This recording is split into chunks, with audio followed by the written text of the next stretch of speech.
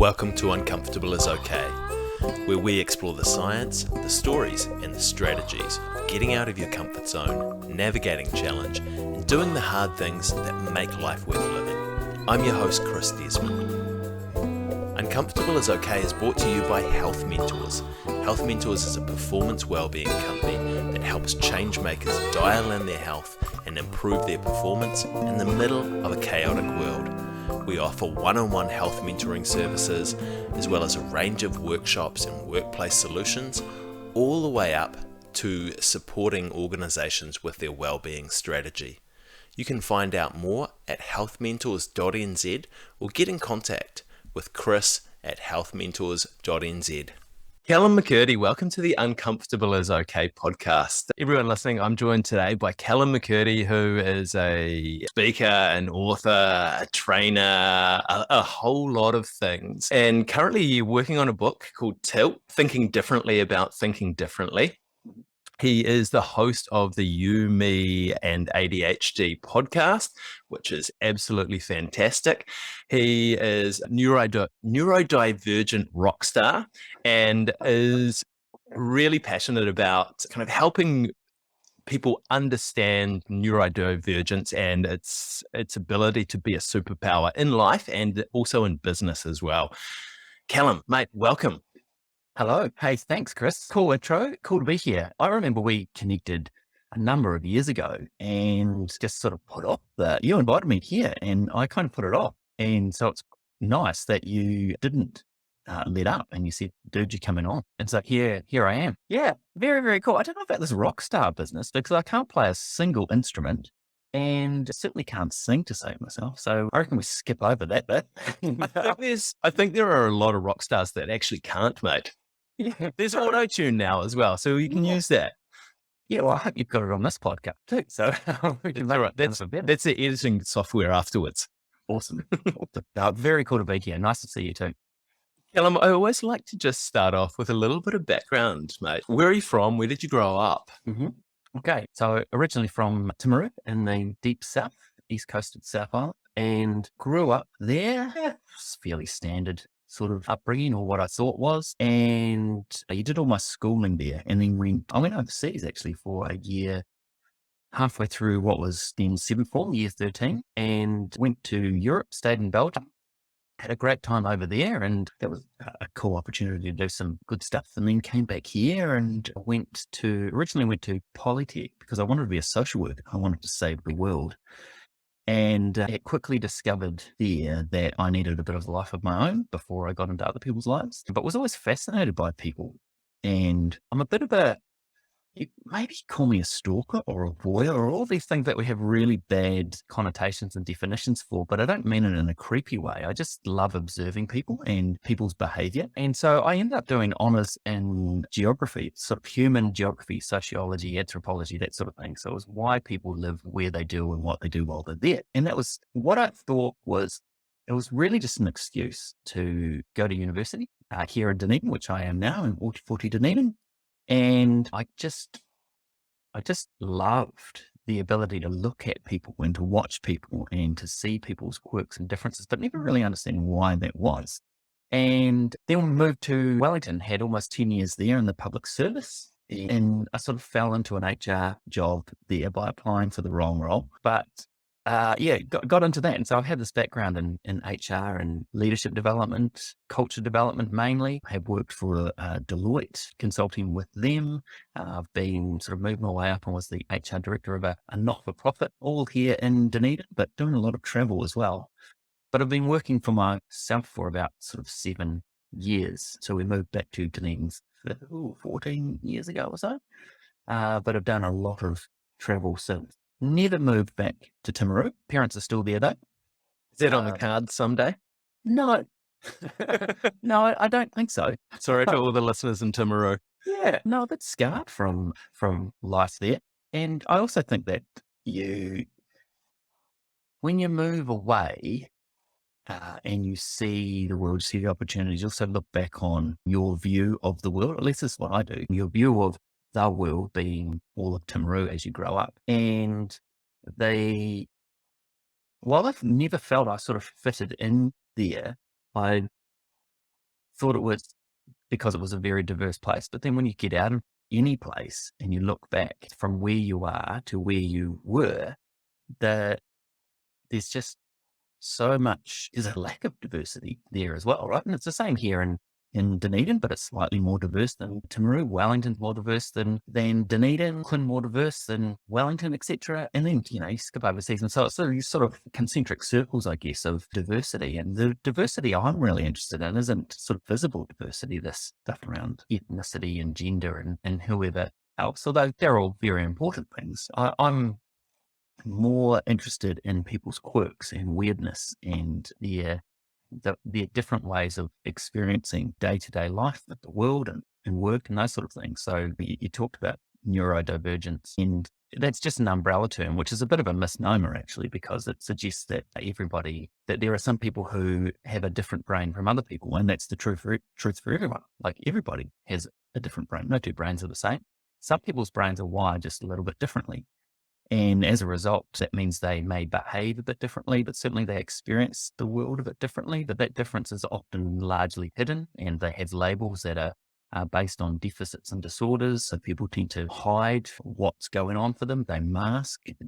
Most people, roughly 80% of neurodivergent people are undiagnosed. They have no idea what's going on for them as well. But with my HR background, I like to think of myself as a bit of a bridge between the neurodivergent world and the world of work, which is based on that sort of middle of the bell curve.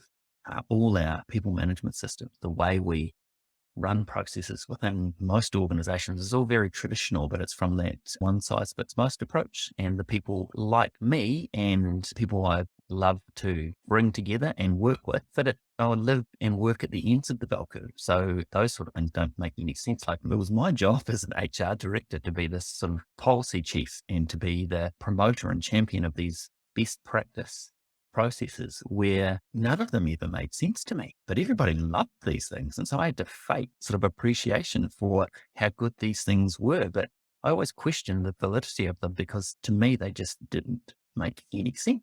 I went that all through my career. When you say everybody, Callum, are you talking about all of the leadership that was developing these policies and procedures, or the general kind of workforce that these policies and procedures were applied to? Well, the general workforce really, but also leadership. So what HR does is like there's the employee life cycle, how we attract and find people, how we recruit them, how we induct them into the organization, how we manage them and help them grow and develop, how we let them know around expectations and how they're going and how they're progressing, manage their performance, whether it's good or bad or just in between. How we exit people, all these sorts of things. So there's all these sort of processes, and there's a generally agreed and accepted way of doing those things. Some of that's referred to as best practice, and that gets added to and researched and tweaked a little bit, but they're all mainly widely accepted processes, or different just sort of iterations of the same thing. But that same thing never made sense to me. And so that was in the workplace, but also there are things in day-to-day life that also don't make sense to me. And when I say don't make sense to me, it means what I mean by that is I struggle to do them in a way that most people tend to do. So there's sort of neurodivergent people and then there's neurotypical, which is just, what is more common, and typical doesn't necessarily mean like neither is positive or negative. It's just different, right? So it's really about neuro difference. And some things just never made sense. Here's something that doesn't make sense to a lot of people, and it's like no difference if you're neurodivergent or neurotypical. Psychometric testing, like that seems just really, really bizarre.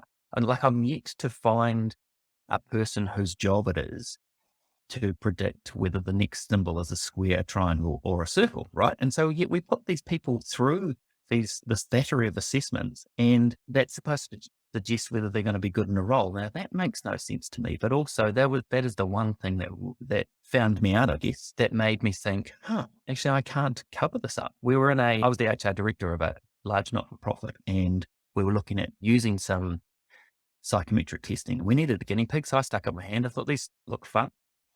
Went through them and thought, I'm acing these. There's no validity in these because it's just too easy. And when we got the results back, it was as if someone had given me all the answers and I'd chosen to ignore them. Like it was a disaster, an absolute disaster. And I was thinking, and now I can look back on that and go, it's really intriguing that I thought I was doing really, really well and I understood this and I was nailing it. And then for that to not be the case. And I simply couldn't explain that. And because they were designed for as that one size fits most and that most people fit within particular categories. And I was at like the lower, very, very bottom percentile for all three of those assessments in numerical reasoning, verbal reasoning, which I think I'm okay at. Like I always knew I was rubbish at maths, but I'm pretty good at talking my way out of things, right? And that's what I think verbal reasoning is. But also I'm really good at pattern recognition. And yet for some reason with these symbols, I couldn't do that. And I couldn't explain that yet. And what that was this deep feeling of shit, people have found me out at last, because all through my career, I'd changed jobs and after about 3 years. And what that is about, I used to say that I would get bored and so I'd look for something else, or I'd fulfilled my expectations around that. So I was starting to look for another role. What actually happened was after about 18 months, people would start to cotton on to the fact that I couldn't do some things, some really, really basic things. And I would spend the next 18 months looking for another job, especially running from work, uh, hiding in the bathroom when I had to do some certain things, working extra hours just in order to cope. So the things that I'm really ranting and waffling here, Chris, so jump in and go, look, this is not interesting. I'm really fascinated by this. Carry on. Keep talking. Okay. Keep talking. You have my full permission to cut in and go, let's change tack. So things that I struggle with. I've always known that I was dyslexic. I also have dyscalculia, which is the numbers version of dyslexia, if we were to sort of dumb it down a little bit, which it's not. It's also not a reflection of intelligence. People who are dyslexic and dyscalculic tend to be above average intelligence. We just don't learn the way that we are traditionally taught in schools, right? And dyslexia is really about orientation and disorientation and confusion as a result of not being able to view, voice, or write things in a correct sequence. So I have what's referred to overseas, but not here in New Zealand, as sequential dyslexia. That means that if you give me a list of 3 things to do, by the time you get to the second one, the first one's a bit hazy, get to the third one doesn't exist. So that's not just lists of things, but it's sequences in steps in a process. So I'm yet to cook successfully following a recipe. I either miss out a step, regardless of how hard I try, or I miss out a key ingredient. ATMs, even FPOS machines, know the sequence of things there, but they mess me up. When you go into a workplace and you have to sign in on one of those iPads and you go through who you're meeting with, the health and safety checkbox, that sort of thing, checking in at the e-kiosks with Air New Zealand. I travel every week, and so I have to do that at least 2, sometimes 4 times a week. I know all the screens that are going to come up, but I lose like my place in that, in the sequence of those things. And so I start to panic. And I think, when are you going to ask me whether I pack my own bags or if I packed ammunition?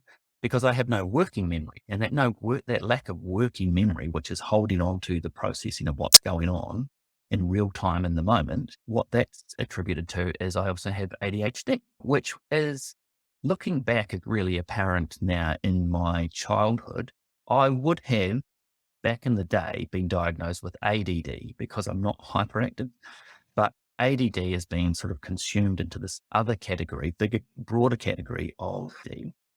We have sort of 3 types. There's inattentive, hyperactive, or both. And I tend to have both. I've been diagnosed with both, I guess the collective of ADHD. But what that means is that I do have trouble focusing on some things, but also I can hyper focus on the things that I'm really interested in. But also the combination of my neurodiversity, so dyscalculia, dyslexia, ADHD, and probably some other things as well.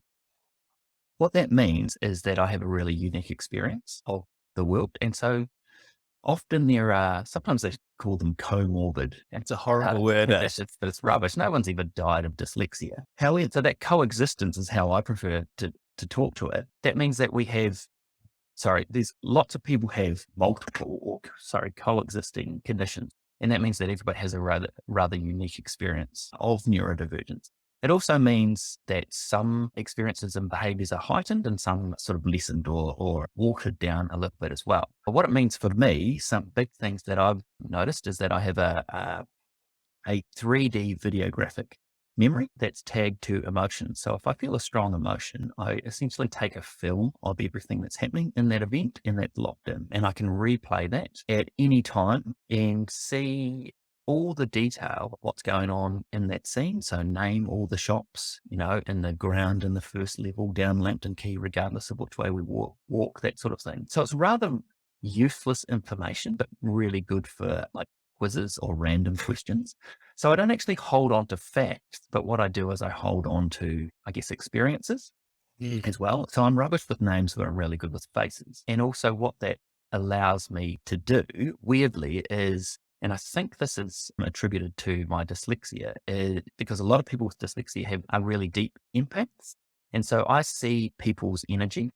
And that doesn't mean I see heat, what hazes or, sparkles or crazy lights or anything like The that. purple aura that sits around Yeah. me. Yeah, that's right. I wonder what that was. But what I do see is how people show up, right? And so I use that I use that in the work I do, sort of running workshops and speaking from the stage and that sort of thing. And so I like to point that out and highlight that. And it's just saying what I notice. And that tends to be things that people don't usually talk about, right? And so that's good fun. I also have no idea which direction clockwise is. Like I can't imagine that, but I've got no problem with left and right. And so there's all these little quirks that come with it. And people go, well, that must be troublesome or a bit problematic. And it is. But the thing is, because neurodiversity isn't something that needs to be cured and it's not something that's caused by an illness or necessarily an event. Sometimes PTSD is included in neurodiversity because some people's events or an event is that traumatic that it sort of permanently rewires aspects of the brain. But I was born this way, right? And so I've always experienced the world this way. So I've had to just make some stuff up. And so that's what we do. We mask and hide some things, but we also hack life all the time, every single day. And that creativity means that I'm really good in change and in new events. Yet I rely really heavily on some basic routines just to get me up and get me out the door. I can't tie my shoelaces the way most people do. I've just never been able to figure that out. But I've got, regardless of how many people try and show me, but I can tie my shoelaces. I just do it my way. Right. And so and that's a really easy thing, but we just come up with all these hacks and different ways of coping and being seen to cope in the world as well. So it's kind of cool. It's just different. Yeah. Mate, thank you so much for sharing all of that. Like I've learned a lot and I've really enjoyed listening to you despite you wanting me to cut in there. I think it's been really helpful for me to kind of hear how you talk. And I'm sure a lot of people, kind of some of the stuff that you were saying comes up for them as well, especially kind of around you saying 80% of people who have some kind of neurodivergence are undiagnosed as well. You probably recognize something in themselves that you might have talked about there as well. I know there are kind of a couple of things there for me, whether that's because of sleep debt or not, I'm not sure. Quite But Callum, at the moment, like you're quite aware of you and how you operate and kind of the ins and outs of your neurodivergence, to use that term. Yeah. What were you like before you had that awareness? Like, how did you feel as a person before you came to this realization of like, this is who I am, this is how I operate? That's a cool question. And imposter syndrome.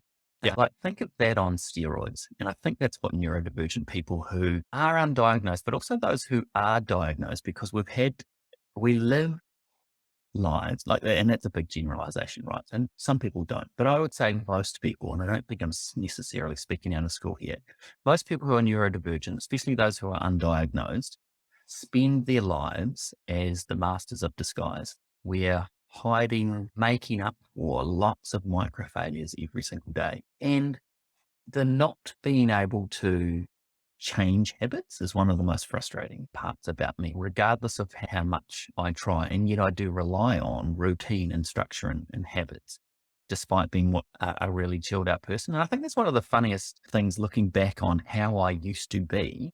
because I haven't changed much about myself. I just accept a lot more now, and I work on some strategies to sort of keep me functioning as an adult, as a parent, as a friend, etc. But looking back, it was just simply a case of getting through each day. You know how I always thought that I was an introvert, actually, because I would be exhausted at the end of the day, thinking I got my energy from spending time away from people.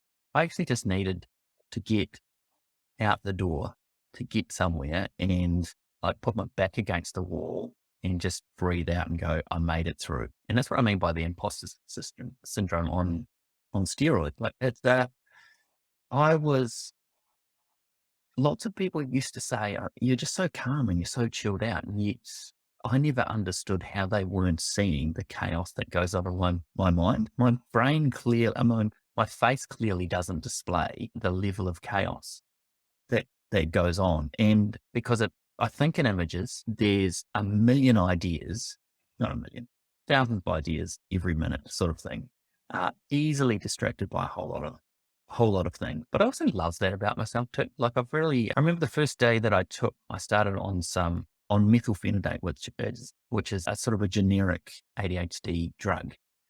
And I didn't think it was working. And I drove down to this local cafe that I like to go to and parked across the street. And usually what I do is I play on the traffic. Like I see a car, I go, that's ages away. So I zip in front of it. Yeah. And this day I got to the middle of the road and there was a car coming.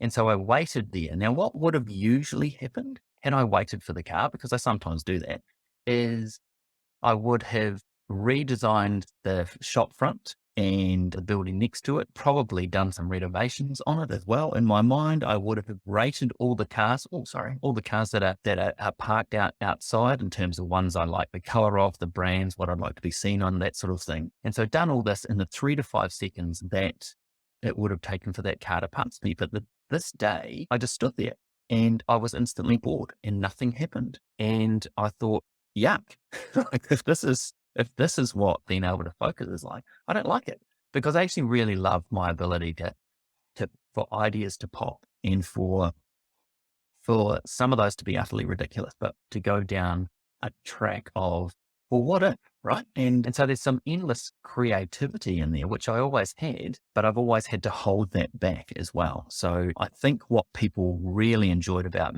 working with me was that I was just fun and relaxed and chilled out, and nothing was ever a problem, right? Except I would have to work extra hard after hours trying to make up for the stuff that I couldn't actually do. So I was very much a people pleaser and a yes person. And so I wouldn't say no to anything, but end up doing lots and lots of extra work, because things like working on a spreadsheet, one thing I had to do, one of my early jobs in HR, was map out and look at the relativities of the pay across an organization of about 10,000 people. I'm hopeless with spreadsheets. And by hopeless with spreadsheets, I don't mean, I can't do some of the formulas and pivot tables and whatever else. I actually can't marry up rows or columns because they move around, right? And the numbers don't stay put. So having to hide that, not knowing why that was the case for me, meant that I had to work extra hours in the weekend, that sort of thing, just to do what other people would class as probably the bare minimum. So I worked really hard just to be average. That's what my life was like beforehand. Yeah. Wow. Sounds very challenging at times. I love some of what you're saying there as well. I think like I have a whole lot of ridiculous ideas pop into my head as well. I'm like, oh, that's cool. And then you kind of stop and look at it for a bit and you're like, oh no, that's not cool. Right. But another thing that you were talking about there is the internal chaos that you have going on, and through having a podcast and having conversations like this with a lot of different people, and also kind of having these conversations in real life, I think the vast majority of people, whether they're neurotypical as well, also have a certain amount of internal chaos that is going on for them as well. Like I've had conversations with quite a few guys around feelings of anxiety. And like, if you look at us from the outside, we're reasonably relaxed, typical Kiwi guys, but have had some challenges with anxiety. Like for myself, I've had a couple of panic attacks a few years back, and like the average person on the street, you're like, oh, he's a pretty chill dude. Yeah. Yeah. But Absolutely. one thing that I think that we see is that, like, when you look at someone else, you're seeing the outside. You're not seeing what's going on internally. And I was having a conversation on the podcast with a lady called Jen Brown, who likened it to a duck. Like, the duck sits nicely on top of the water, but underneath the water, the legs are just going like crazy. And I think, like, having conversations like these allow us to get under the duck and, like, talk about the chaos that's happening internally for us, no matter who we are. And I think, and normalize that actually that is there at some points for all of us. And a lot of other people are going through it, and a lot of other people probably have some cool strategies for helping to harness that, and whether that's kind of move it out of the way so that they can do something, or whether that's like tie some horses onto the chariot so they can just ride it. I think that's super real. It's relevant. I find it really, really fascinating as well. I can remember doing when COVID first hit, I put this post out. It was just a video. I was sitting in my car, post on LinkedIn, where I said, look, what's everyone's problem? Like, chill out. Because the thing is, with ADHD, we're always in chaos, right? And so when we're in chaos, everybody else is calm. But when everybody else's level of chaos or a crisis hits, people rise to our level of chaos. And so it's people who have ADHD who are really good first responders, who are great at triaging what needs to happen. So I'm great in a crisis, but I'm rubbish if you give me lots of time to organize something as well. But of course, that sort of fades as well as we get into, well, what is this new version of normal? And I think this is the tale of COVID, that it's either started or it has been that straw that broke the camel's back in terms of people who are under pressure anyway. It's not a decade. It is now a generation of, I think, mental ill health effects as a result of COVID. We're into our third year. So there are some people who are doing their third year of NCEA affected by COVID. They haven't had a fair crack. It's been sort of their wartime. And I think that's on the back of as you sort of alluded to, Chris, the Kiwi male way of doing things is just to hide some stuff and not talk about it, put up that brave face. I'm not the most manly bloke there is, and yet I still try to convince people that everything's okay when it's not okay. Like, asking and accepting help is a real issue for me, which is crazy because I'm like, and I think this is also the extension of me hiding and masking everything, is because I'm always endlessly interested in other people and asking really good questions of other people so they don't ask those of me, right? And that's the extension of me hiding all my neurodivergence and other stuff that goes and has been going on for me for years. I'm really used to paying attention to other people and to helping them. Just don't do it to me, right? And I think that's really standard and typical for a lot of times. And I think a lot of it as well comes back to not just us hiding it from other people, is also us trying to hide it from ourselves. Definitely. And it's not until you start to kind of have those conversations and turn that gaze internally to have a look at yourself and figure things out, like obviously you have to a greater degree than a lot of people, that you start to be honest with yourself about, hey, actually, I can't push this away anymore because it's leading to all of these other things, these other challenges that are popping up in my life because I'm ignoring it. I'm trying to squash it down.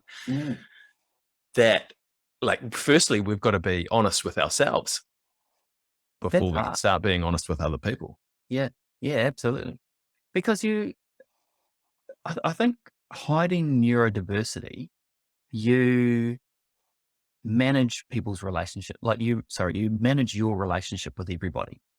And so you play this game of it's not about reputation, but it's almost about brand. Like, what are people's, how have I positioned myself with everybody? Being every individual as well. And so what did we do last time and how did we do that? I just became this master of managing people's perception of me, right? And sometimes that fell over. And so I just had to run from people as well, right? And so, and that's a heavy load. There's an emotional toll on that. There's a a mental health toll. There's a physical toll of that as well. But I also realized pretty early on that I'm not particularly special or unique. There must be a whole lot of people who are hiding what's going on for them, right? And as a result, and I think also that because I know workplaces really well, I thought, well, that's where I could help people to be themselves by helping organizations develop cultures where it's all good for people to come and be their own selves, for us to develop leaders who aren't afraid of leading different as well. Because looking back on my career, especially my early career in HR, I know that there was an example where we had to manage a person out of the organization because the manager didn't like being challenged by this person. The person at fault was this weak leader who couldn't put up with the challenge. The person who was doing these challenging was clearly doing this challenging. Looking back, I think was quite clearly autistic. And I feel really shit about that. Like I affected somebody's, possibly their life outcomes. I don't know. They might have got a job straight away, but they might not have. We got this person out of the organization because I thought I was doing my job, helping and representing this manager. And yet what I was doing was effectively saying, you being yourself is not right or not safe in this organization. We don't want people like you here.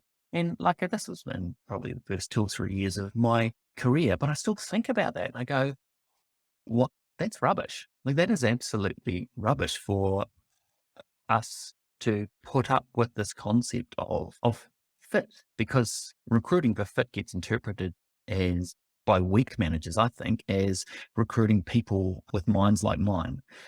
Who's easy to manage? Who do I click with? Who do I get? As opposed to, where are the gaps in our team in terms of the way we approach problems and experience the world? And how can we fill those gaps with a bit of difference? Because difference is fine, because we're, rather than try to create our organizations, which are just the sea of sameness, we get a whole lot of difference in there. And lots of organizations are working on visible difference there, thinking that, if we have different looking people around the board table or the executive team or on project teams, that sort of thing, that performance is going to go up.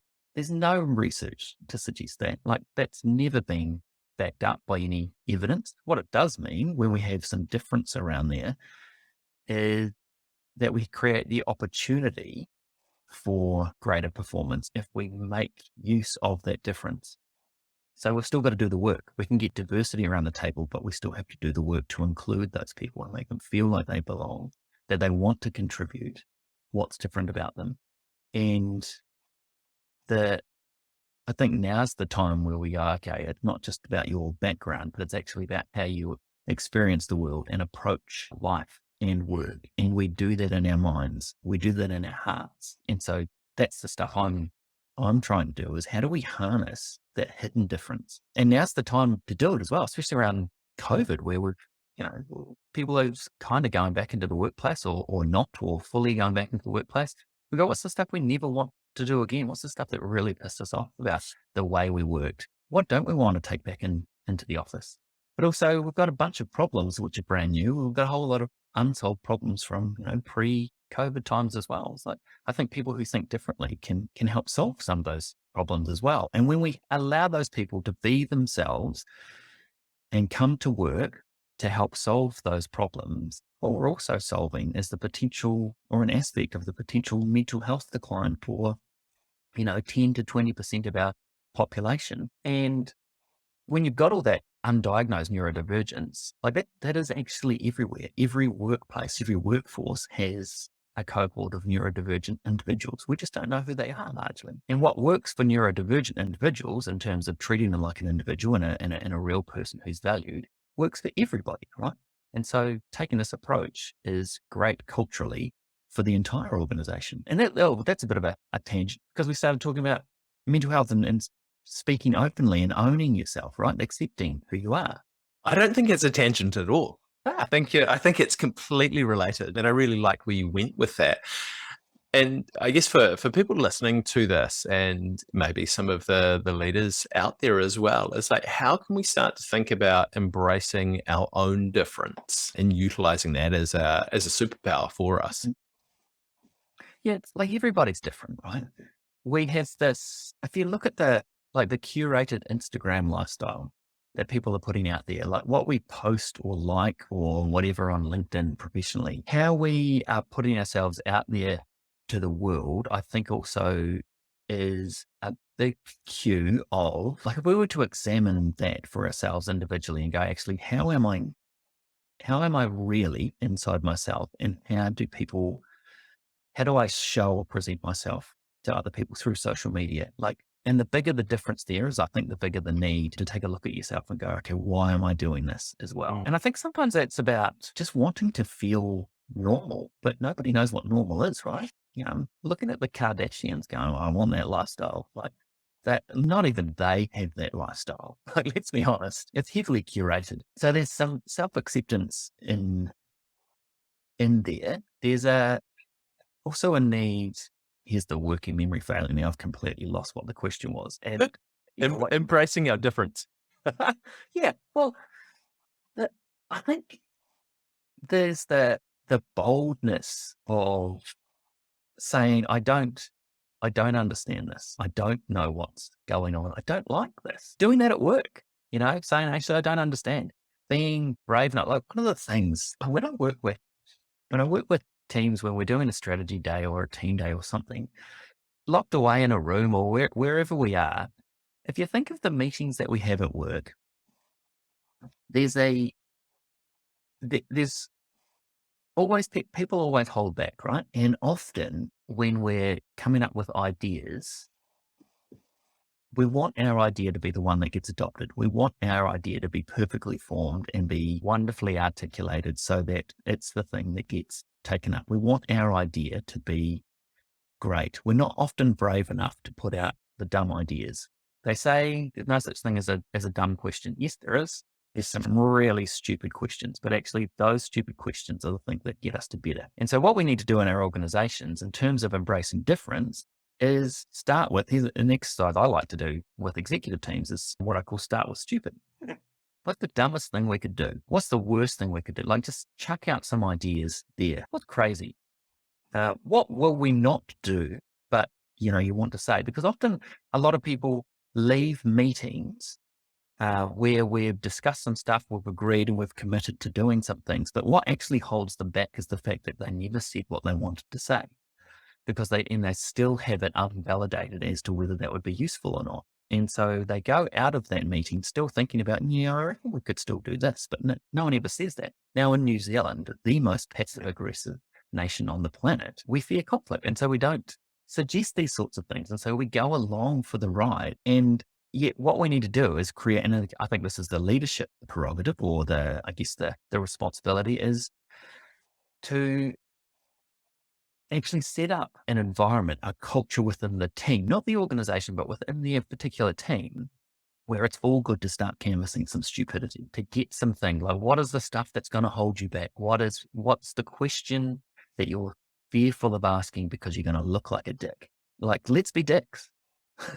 Just do that. Like, so that's the sort of stuff. Like, also, like, there's a playful element to it, but also let's just be real, because I actually don't understand this concept of being professional. Like, I understand the rules of it, but I don't like it because we've got rid of the playfulness from our workplaces, and it's just dull. So let's bring some life back in by being a little bit silly, because I think silly and stupid and dumb and creative actually gets us to better ideas, because no idea, the thing that gets invented is not the thing that was originally imagined, right? It gets tweaked by other people, it gets added to, torn apart a little bit, whether that's a physical artifact that gets made, or it was, it's a concept, or it's something online. Like, it's never the first idea that gets adopted. It's the thing that gets sort of teased out in an iterative process. And often starting with stupid means we get to clever or brilliant or genius even a lot quicker, because we're not trying to be amazing first go. Yeah. I love that. I think that's a fantastic place to finish up on. I'm not sure which of those lines I'm going to use for the episode title yet, whether it's start with stupid or let's be dicks. One of those two, I reckon. But Callum McKirdy, where can people find you if they want to know more about you? Well, there's always LinkedIn. I'm not that prolific on it, but that's there. So you could find me that way. Find me through my podcast, You, Me and ADHD. That's on YouTube and Spotify and a few other places, but also at my website, which is just simply callummccurdy.com. Google that and you'll find me. Lots of people misspell my name, but it should get you there. Anyway, check me out as well. And look, I love connecting with people, and hit me up for a chat, or, let's do whatever. But if people want to check me out that way, LinkedIn or on my website, callummccurdy.com, we'll see people there, hopefully. Cool. Fantastic, Callum. Thank you so much for getting uncomfortable with me today. Oh, it's been brilliant. Thanks so much for chasing me up again in the invite. And it's been a real pleasure. I loved chatting. Thank you. Thank you so much for getting uncomfortable with us today. I always love these conversations. If you want to hear a guest, if you want to have a topic explored, if you want to ask a question, please send an email to chris@healthmentors.nz and we can get onto that for you. If you want to support the show, the best way that you can do that is subscribe on your favorite podcast app, and make sure to share it out with some of your mates as well. Thank you to Health Mentors, the sponsor of the show today. If you want to improve your health and your performance in the middle of a chaotic world, make sure to check out healthmentors.nz or send an email to chris@healthmentors.nz for a no obligation chat. Thank you so much to my brother Jeremy Desmond for the amazing theme music to the show. And thank you to you guys for tuning in and listening all the way to the end. We'll see you all again next week.